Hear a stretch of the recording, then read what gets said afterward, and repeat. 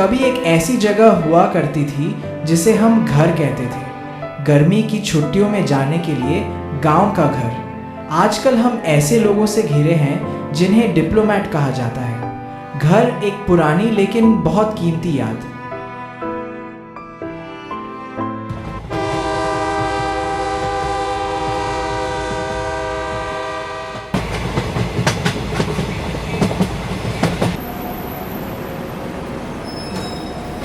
मैं अभिषेक चक्रवर्ती हूँ और एक आम मध्यम वर्गीय परिवार से हूँ।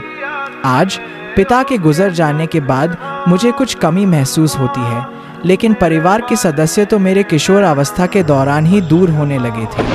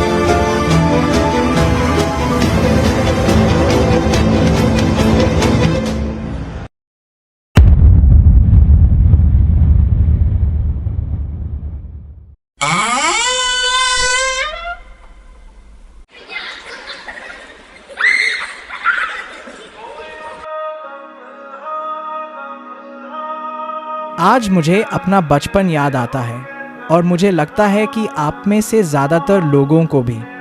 लेकिन इससे भी ज़्यादा दुख की बात यह है कि 2020 से अब तक हमने अपने प्रियजनों को खोया है और हम में से ज़्यादातर लोग इससे सहमत होंगे। ज़्यादातर लोगों का पालन पोषण अच्छे माहौल में हुआ है और कम से कम किसी के परिवार में कूटनीतिक बातें नहीं होती, नहीं किसी की खुशी को ठेस पहुंचाई जाती है या कोई परेशानी खड़ी की जाती है। लेकिन फिर भी बड़े होने के बाद भी हमें बराबरी क्यों नहीं मिल रही है? क्योंकि ज़्यादातर अच्छे लोग डर गए और एक सड़े हुए इंसान ने सबको सड़ा दिया।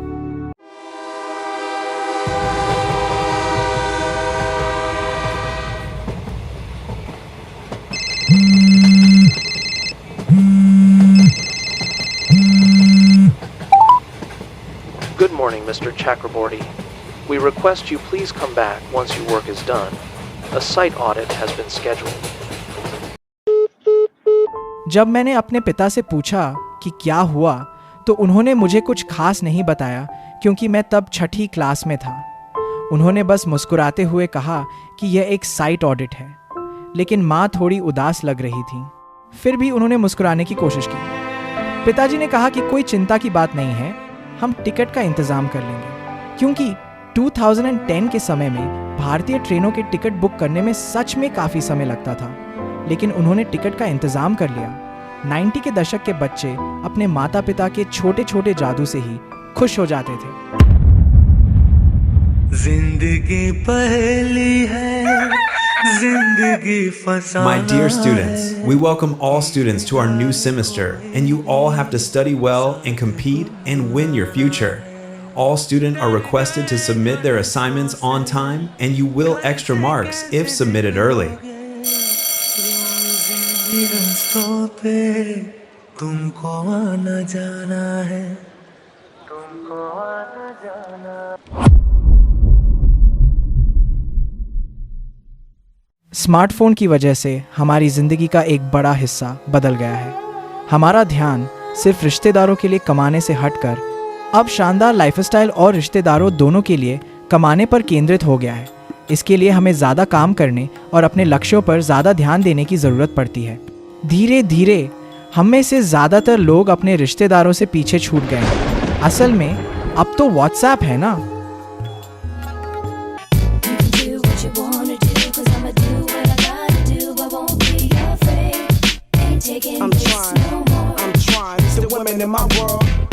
जब मैं कॉलेज में था तो चाय पीने का मतलब बदल रहा था। ये पिता की मेहनत की कमाई दिखाने का जरिया बनता जा रहा था। एक स्टूडेंट था जो पढ़ाई के साथ 7 स्टाइपेंड पर काम भी करता था, लेकिन 2017 में उसने कुछ ऐसा खरीदा जिस पर यकीन करना मुश्किल था। तेरी हंसी में छुपा है जहां, दिल मेरा खोया है जाने कहां। तेरे बिना अब सुकून ना मिले,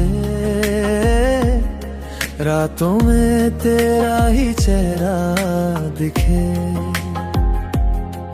धीरे धीरे दिल ये तेरा हुआ, इश्क में तेरे मैं पूरा डूबा। सांसों में बस तेरा नाम रहे, मेरी हर दुआ में तू शामिल रहे।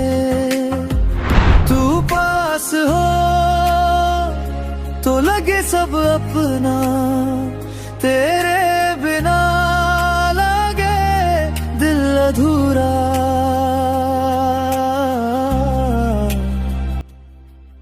मेरे पिता ज़्यादा सैलरी पाने के लिए दूसरी जगह नौकरी करने में विश्वास रखते थे, और अब एक बेटे के तौर पर मैं भी मानता हूँ कि आप में से ज़्यादातर लोग भी इस बात पर यकीन करते होंगे।